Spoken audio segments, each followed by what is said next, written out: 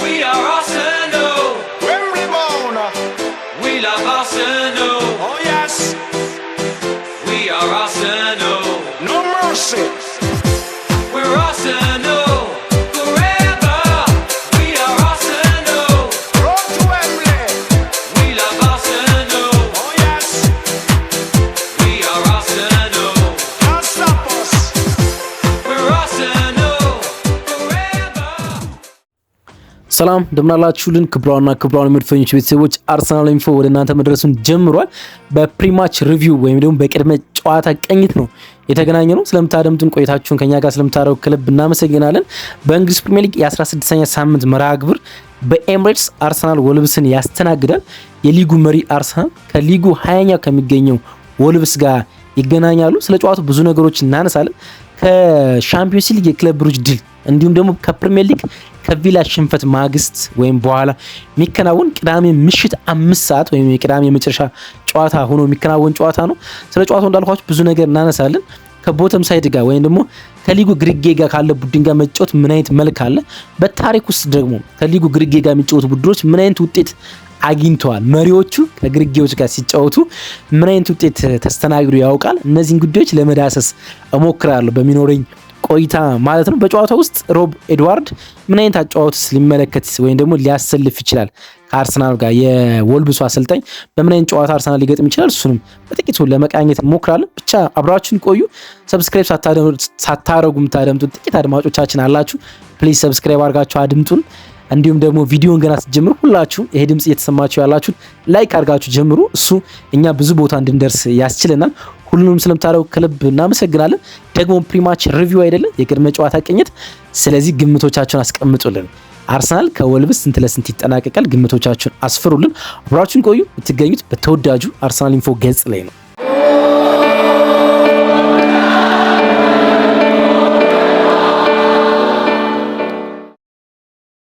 እንግዲህ ትናንትና ማለዳ በነበረን ፕሮግራም ላይ የዩኤፋ ሻምፒዮንስ ሊግን ፖስት ማች ሪቪው ወይም ደግሞ የድረ ጨዋታ ቅኝት ተመልክተን ነበር። ምን ያህል አርሰናል ላይ ጨዋታ መደራረቦች እንደተፈጠሩ የምታውቁት እኛ ከፖስት ማች ምንም አይነት ታክቲካዊ ጉዳዮችን ወይም ስለ ጨዋታው ተጨማሪ መረጃዎችን ዜናዎችን ሳንሰራ ወደ ፕሪማች እንደመጣን የሚያሳይ ይመስለኛል። አርሰናል ነገ ምሽት 5 ሰዓት ላይ በኤምሬትስ ከወልቭስ ጋር ጨዋታውን ያከናውናል። ለዛ ጨዋታ ጥቂት ነገሮችን ማውራት ያለብን ይመስለኛል። እንግዲህ ከቪላው የፕሪሚየር ሊግ ሽንፈት ነው ወደዚህኛው የፕሪሚየር ሊግ ጨዋታ የሚያመሩ አርሰናል። እርግጥ በመሃል እንግዲህ ትናንትና እንደተነጋገርነው የሻምፒዮንስ ሊግ የ6ኛ ዙር ጨዋታን ወደ ብራሰልስ አቅንቶ ክለብ ብሩጅ እንዳሸነፈ ደግሞ በጣም አስደናቂ የሆኑ ሁለት ምርጥ የኖኒ ማዱኬና እንዲሁም ደግሞ የጋቢ ማርቲኔሊ ጎሎች እንዳስቆጠረ በጨዋታው በጣም ብዙ ተጫዋቾችን ቀይሮ አርሰናል እንደተጠቀመ ተነጋግረናል። ብዙ ተጫዋቾችን ቀይሮ ብዙ ተጫዋቾችን አሳርፎ አንዳንድ ሜክ ሽፍቶችን ማድረጉ ክርስቲያን ኖርጋርድ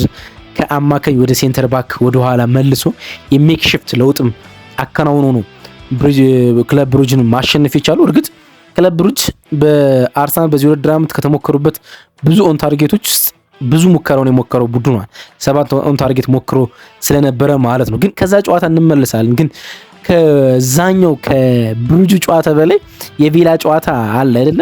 የቪላው ሽንፈት ሲቲን ወደ 3 ነጥብ ወደ 2 ነጥብ ልዩነት አስቶን ቪላን ደግሞ ወደ 3 ነጥብ ልዩነት በፕሪሚየር ሊጉ እንዲመጣ አስችሏል። አርሰናል የተረጋጋ የቶፕ ሊግ መሪነት ወይም ደግሞ ከሊጉ አናት ላይ እንደተቀመጠ ይታወሳል። አሁን ግን አንድ ጨዋታ ሚስ ቢያደርግ ሁለት ቡድኖች ሊደርሱበት እንደሚችል እያሰበ ነው ጨዋታው የሚያደርጉና የቪላው ሽንፈት በጣም ያበሳጭ ነው።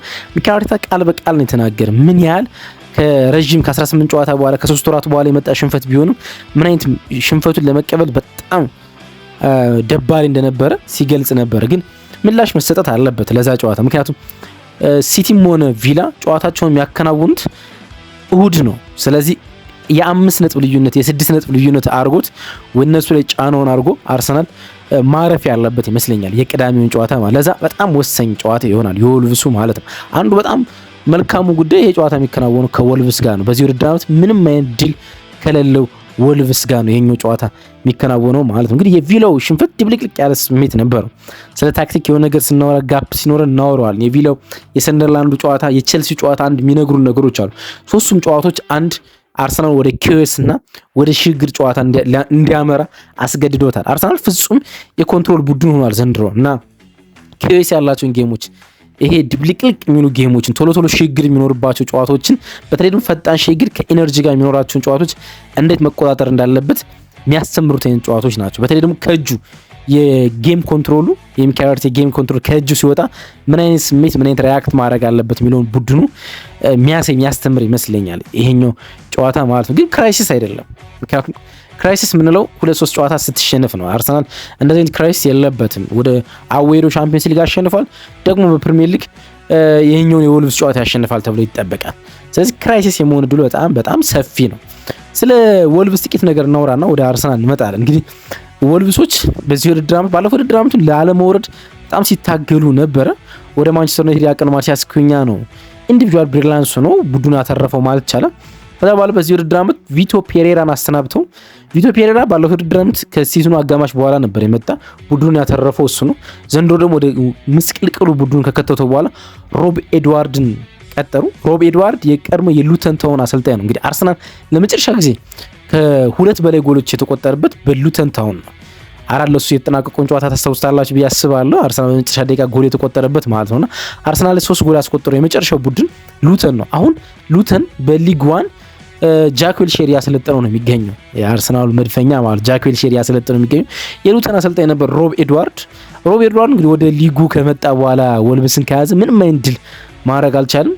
ወልቭስን በአጠቃላይ በዚህ ውድድር ዓመት ምንም አይነት የሊግ ድል ለማግኘት አልቻለም እና የመጀመሪያ የሊግ ድል ለማግኘት እየታገለ የሚገኝ እንግዲህ በታሪክ ውስጥ በፕሪሚየር ሊግ ሳያሸንፍ ቡድን በታሪክ ውስጥ የለም። እያንዳንዱ ቡድን ቢወርድም የሆኑ ጨዋታዎችን አሸንፏል። ይኸውም ከዚህኛው ጨዋታ አስቀድሞ ከማንቸስተር ዩናይትድ ጋር ነበር ወልቭስ የተገናኘና የማንቸስተር ዩናይትድ አሰልጣኝ የሆኑት ሮበን አሞሪም ከጋዜጠኞች ጋር በነበራቸው ቆይታ አንድ ቀን ወልቭስ ያሸንፋል፣ ያ ቀን ዛሬ ሊሆን ይችላል ብለው ወልቭስ ማንቸስተር ዩናይትድ ሊያሸንፈው እንደሚችል ከጨዋታው በፊት ተናግረው ነበር። እርግጥ ማንቸስተር ዩናይትድ ጨዋታውን አሸንፏልና አይታወቅም። አንዳንድ ጊዜ እግር ኳስ ወልቭስ የመጀመሪያ ዕድሉን አርሰናል ሊያደርግ ይችላል፣ ግን ፍጹም አይደለም።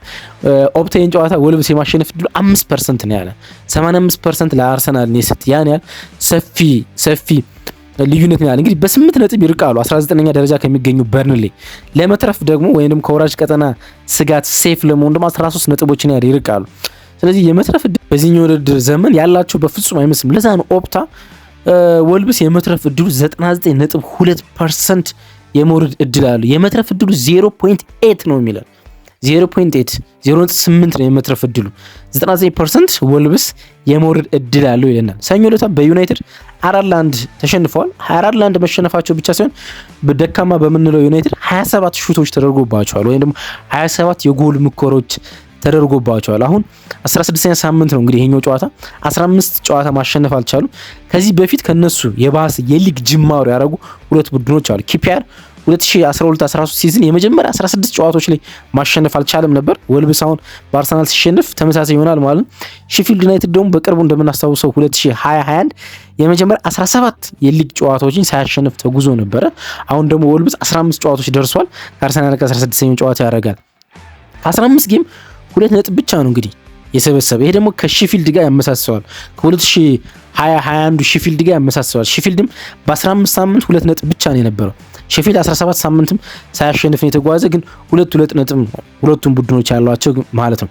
ግን ደግሞ ከባለፈው ዓመትም ጋር ተመሳሳይ የሆነ ቡድን በጣም የሚገርመው ነገር ባለፈው ውድድር ዓመት በሲዝኑ የሆነ መሀል አጋማሽ የሲዝኑ መጀመሪያ ሲሆን በመሀል አጋማሽ 19 ጨዋታ ሳያሸንፍ ተጉዞ ያውቃሉ። እንግዲህ የመክፈሻ 15 ጨዋታ ሳያሸንፍ ተጉዟል በዚህ ውድድር ዓመት።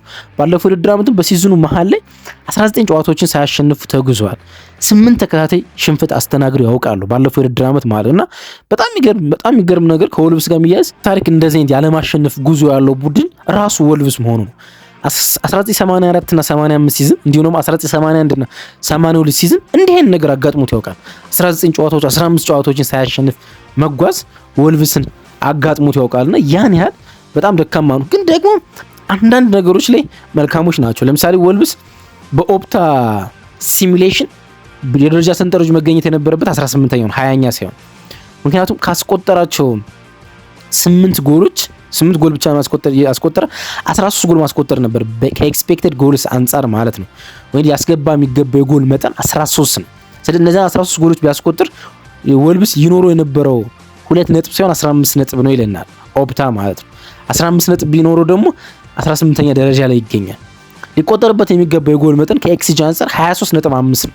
ሊቆጠርበት የሚገባ የጎል መጠን 23 ግን የተቆጠረበት 33 ነው። ምን ያህል አንደር ፐርፎርም እንዳደረጉ የሚያሳይ ይመስለኛል። ለንጻሬ እንደሆነ የረዳንን ሲሆን አንድ ቁጥር ልንገራችሁ። አርሰናል አሁን 26.2 ኤክስጂ ያለው ወይም ደግሞ 26 ጎሎች ሊያስቆጥር ይገባ ነበር፣ ግን 28 አስቆጥሯል። ሞስት ክሊኒካል ቲም ነው ወይም ኦቨር ፐርፎርማንስ አድርጓል።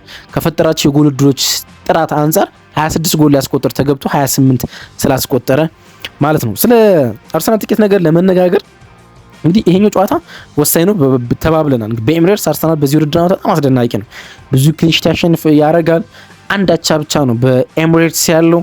እንደምናስታውሰው ባለፈው ከሲቲ ጋር የነበረው አቻ ብቻ ማለት ነው። ከሲቲ አቻ በኋላ ወይም ደግሞ አንድ ለአንድ ከተጠናቀቁ ጨዋታ በኋላ 5 ተከታታይ ጨዋታዎችን በኤምሬትስ ማሸነፍ ችሏል ማለት 4። ይሄኛው 5ኛ ጨዋታ ነው የሚሆነው። 5 ተከታታይ ጨዋታዎችን ማሸነፍ ከጃንዋሪ እስከ ኤፕሪል 2024 ከ2 ዓመት በኋላ ካሸነፈ በኋላ ለመጀመሪያ ጊዜ ይሆናል ማለት ነው። ከ2 ዓመት በኋላ ተከታታይ 5 ጨዋታዎችን የሚያሸንፍበት ጨዋታ ይሆናል ማለት ነው። ከሲቲ አቻ ድል በኋላ ብሬንፎርድን 2-0፣ ስፐርስን 4-1፣ ፓላስን 1-0፣ ዌስትሃምን 2-0 አርሰናል ማሸነፍ ችሎ ነበረ ማለት ነው። ሌላ ከኤፕሪል 2023 በኋላ በሜዳው ከቦተም ስሪ ጋር ማለት ወራጅ ቀጠና ከሚገኙ 20ኛ 19ኛ 18ኛ ቡድኖች ጋር ያደረጋቸውን 7 ጨዋታዎች በሙሉ አርሰናል ማሸነፍ ችሏል። አቻ እንኳን የለው። ከ2023 በኋላ ነው የምላችሁ። 2023 ኤፕሪል ላይ የሊጉ ሲዝን ሊጠናቀቅ ሲል ዋንጫው እንዳጣ ነው ካረጋገጥነው በኋላ ታስታውሱ እንደሆነ በሲቲ ከተቀደምነው በኋላ በሳውዛምፕተን ያቻ ውጤት ተመዝግቦብን ነበር፣ ወይም 3-3 የተጠናቀቀ የሳውዛምፕተን ውጤት ነበር። 2-0 መርቶን ካምባክ አድርገን እንደገና አስቆጥረው ምናምን 3 አቻ የተጠናቀቀ ጨዋታ ነበር። ከዛ 3 አቻ በኋላ ከቦተም ስሪ ጋር ወይም ደግሞ ሊወርዱ ጫፍ ካሉ ቡድኖች ጋር አርሰናል 7 ጨዋታዎችን አድርጎ ሽንፈት የለም አቻ የለውም። ሁሉንም ጨዋታዎች ማሸነፍ ችሏል። ሳሊባ በዚህኛው ጨዋታ ላይ የመመለስ እድሉ እርግጠኛ አይደለም። ሚኬል አርቴታ ዛሬ 10 ሰዓት ላይ ጋዜጣዊ መግለጫ ይሰጣል። ነገ ይዘንላችሁ እንመጣለን። ሳሊባ፣ ጋቢ ማጋልሽ፣ ሞስኬራ ሴንተር ባኮች የሉም። ባለፈው ሻምፒዮንስ ሊግ ጨዋታ ዩሪያን ቲምበርም አልነበሩም። ግን ስቲል አርሰናል ቤስት ዲፌንሲቭ ነው የሊጉ 9 ጎሎች ነው የተቆጠሩበት። 9 ጎሎች ብቻ ማለት ነው። በሊጉ በጣም ቤስት ዲፌንስ እንደሆነ የምታውቁት። ከሱ ቀጥሎ ትንሽ ጎል የተቆጠረበት ቡድን ክሪስታል ፓላስ ነው 12 የ3 ጎሎች ያለው ዩኒት አለው ማለት። ሲቲ ምናምን የምትሉ ከሆነ ደግሞ ሌላ እንሄዳለን ማለት ነው። 15 ምናምን እያልን እንርቃለን ማለት ነው። ቤስት ዲፌንስ ነው። ግን ደግሞ የመጨረሻው 5 ጌሞች ላይ አርሰናል 6 ጎሎች ነው የተቆጠረበት። ከመጨረሻ 5 ጌሞች ማለት ነው። የመጀመሪያ 10 ጨዋታዎች ውስጥ ከመጀመሪያ 10 ጨዋታዎች አርሰናል 3 ጎሎች ብቻ ነበር የተቆጠረበት።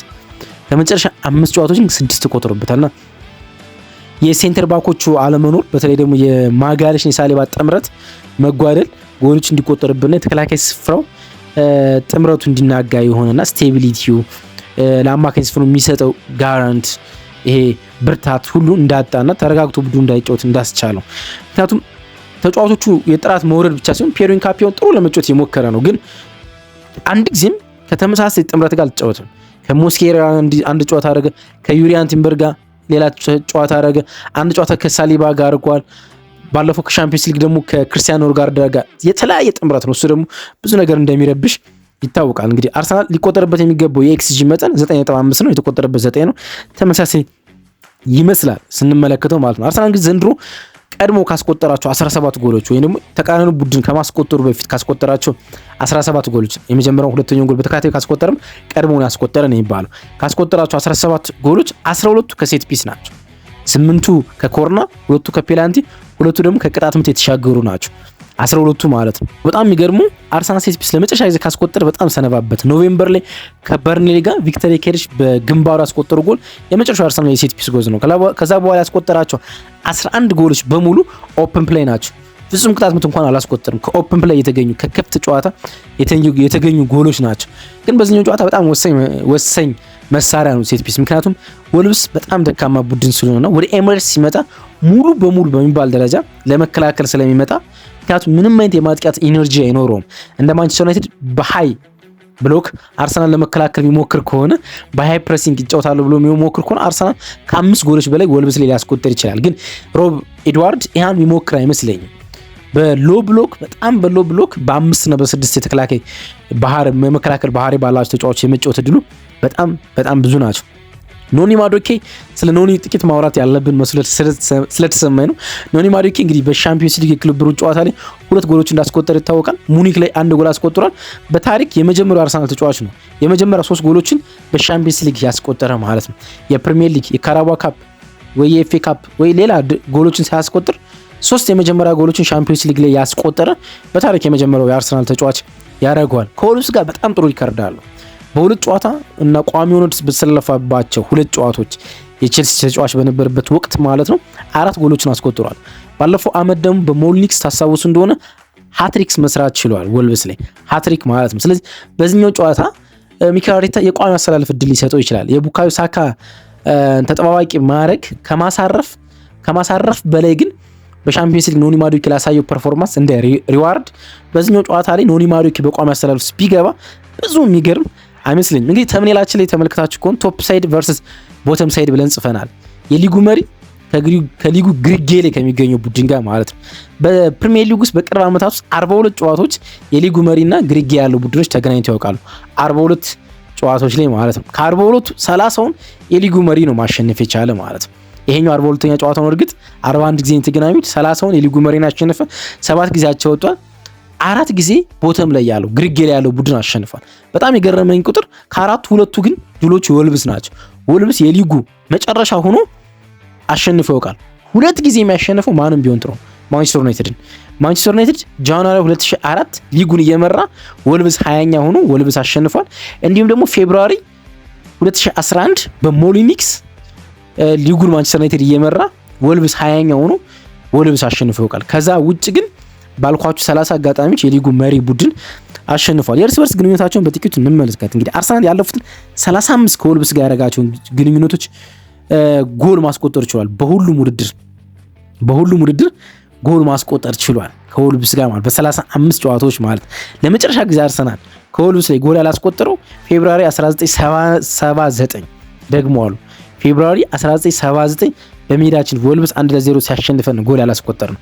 ከዛ በኋላ ከ1979 በኋላ ከወልቭስ ጋር ያደረግናቸው እያንዳንዱን ጨዋታዎች ቻምፒዮንሺፕ ከነበሩባቸው ጊዜያቱ ውጭ ያሉትን በሙሉ ጎል አስቆጠርንባቸዋል ማለት። ስለዚህ ሲምፕል ትሪክ አለ። ነገ አርሰናል ጎል ያስቆጥራል ወልቭስ ላይ። እንደዛ ብሎ መገመት ቀላል ግምት ይመስላል ከቁጥሮች አንጻር ማለት ነው። ወልቭስ ካለፉት 14 አዌ ጌሞች ወይ ደግሞ ወደ ኤምሬትስ መጥቶ ካከናወናቸው 14 ጌሞች 1 ድል ብቻ ነው ያለው። 1 ድል ብቻ 4 ጊዜያቸው ወጥቷል። 9 ሽንፈቶችን አስተናግዷል ማለት ነው። ከ9ኙ ሽንፈት ደግሞ 4ቱ በተከታታይ 4 ዓመታት የተከናወኑ ናቸው። ኖቬምበር 2002 ካሸነፍናቸው ጀምሮ በተከታታይ 4 ዓመት 2021፣ 2022፣ 2023፣ 2024 በተከታታይ በሜዳችን ኤምሬትስ አሸንፈናቸዋል ማለት ነው። በጣም የገረመኝ ቁጥር በጠቅላላው በሜዳችን ከሜዳችን ውስጥ ወልቭስን በ8 ተከታታይ ጨዋታዎች አሸንፈናል። እንደ ወልቭስ በቅርብ ዓመታት የምናሸንፈው ቡድን የለም ማለት ይችላላችሁ። በተከታታይ 8 ጨዋታዎች አሸንፈነዋል። አርሰናል ሎንገስት ራን ያለው አንዱ ቡድን ውስጥ አቻ ሽንፈት ሳይቀላቀል በተከታታይ ያሸነፈው ቡድን በርንሌን ነው። በርንሌን ከ2010 እስከ 2019 በተከታታይ ለ10 የውድድር ዘመናት አሸንፈነዋል። ለ10 የውድድር 10 ጨዋታዎችን በተከታታይ አሸንፈናል። ከዛ በኋላ ከፍተኛው ወልቭስ ነው። 8 አሸንፈነዋል። ነገ የምናሸንፈውን 9 ሆነ። አንድ ጨዋታ ከዛ በኋላ ካሸነፍነው በታሪክ ብዙ ተከታታይ ድል ያስመዘገብንበት በፕሪሚየር ሊግ ውስጥ በተከታታይ ያሸነፍነው ቡድን ይሆናል።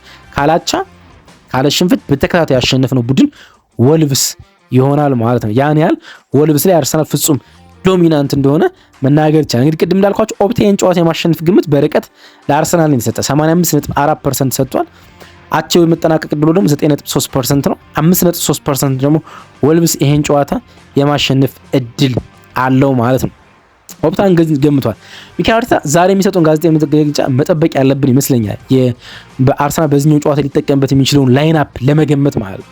በጣም አጠራጣሪ ስለሆነ ማለት ነው። የዊሊያም ሳሊባ፣ የዩሪያን ቲምበር፣ የዲክላን ራይስ መመለስ፣ የሪካርዶ ካላፊዮሪ የፊትነስ ሌብል እሱን ካልሰማ እርግጠኛ መሆን አንችልም። ግን እንዲሁ መጠነኛ ግምት ግን እንስጥ። አርሰናል ሊጠቀምበት የሚችለውን ላይንአፕ ማለት ነው። ዴቪድ ራያ ይኖራል። በቀይ መስመር ተከላካይ ቢን ዋይት ይኖራል። ዩሪያን ቲምበር ይመለሳል ብለን እናስባለን። ከፔሩ ኢንካፒዮ ጋር ይጣምራል። ግራ ላይ ሪካርዶ ካላፊዮሪ ይመለሳል ብለን እናስባለን። ማርቲን ዙቢሚንዲ ከዲክላን ራይስ ጋር አማካኝ ስፍራውን እንዲሁም ማርቲን ኦዲጋርድ ደግሞ አብሯቸው ይኖራል። ኤብሬቼ ኢዜ የግራ መስመር አጥቂ ሆኖ ይኖራል ብለን እናስባለን። ቪክተር ኬሬሽ እንዲሁም ደግሞ በቀኝ የማጥቃት ዞን ላይ ደግሞ ኖኒ ማዱኬ ይኖራል ብለን እንገምታለን። ይሄ የኛ ግምት ነው። እንዴት ይሆናል ደግሞ ሚኬል አርቴታ ዛሬ የሚሰጠውን ጋዜጣዊ መግለጫ ሰምተን ደግሞ ላይንአፕ ልንቀይር እንችላለን ማለት ነው። አብራችሁ ስለነበራችሁ ከልብ አመሰግናለሁ። የጨዋታ ግምቶቻችሁን እስኪ ያስቀምጡልን። አርሰናል ከወልቭስ በኤምሬትስ ከቶፕ ሳይድ ያለው ቡድን ከቦተም ሳይድ ካለው ቡድን ጋር ስንት ለስንት ያልቃል? ከተማችሁን የምትገኙበትን ከተማ ስማችሁን፣ ግምቶቻችሁን አስፍሩልኝ። ትክክል የሆናችሁን ሰዎች አክኖሎጂመንት ምስጋና እናቀርባለን ማለት ነው። ወይ ወዳችኋለሁ።